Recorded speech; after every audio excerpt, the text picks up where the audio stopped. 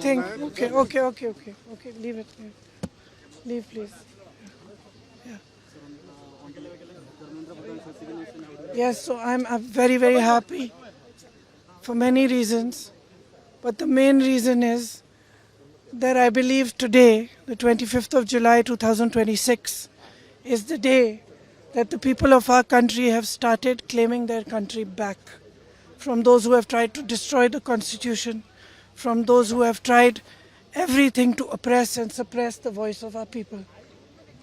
I believe that this is a victory for the youth of India. I am so proud of each one of them who has gone and stood there. They have done it exactly in the way that Mahatma Gandhi taught us.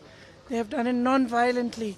Pellet guns were fired at them. Tear gas was fired at them. They were beaten with lathis. They had injuries, serious injuries, but they did not bend. The government had to bend to their will. And that is a lesson for every ruler of this country from now to forever. You have to listen to the will of the people.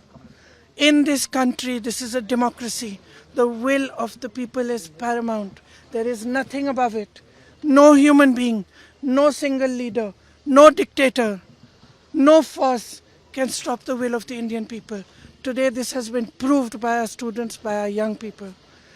And they have stood there regardless, everywhere, not just in Delhi, across India.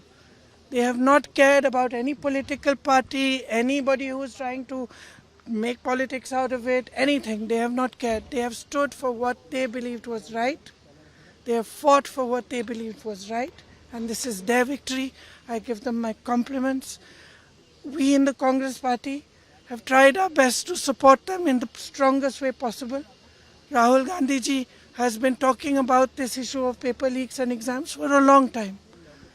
For a long time. I think it's been over 2 or 3 years that he has been raising this. So I think that I want to compliment him as well, because he has raised this issue and he has got the rest of us in the party, the NSUI, the Youth Congress, to not only support the students but to create a movement all across the country for the rights of students, for the reform of our education system.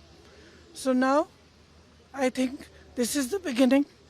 But I'm really, really happy. I got a little bit emotional when I heard this news, because many times in these last 10 or 12 years, I've thought to myself, when are our young people going to wake up? Look what is being done to our country.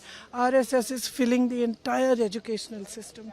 Every post, every vice chancellor, the ideology of our forefathers has been broken down.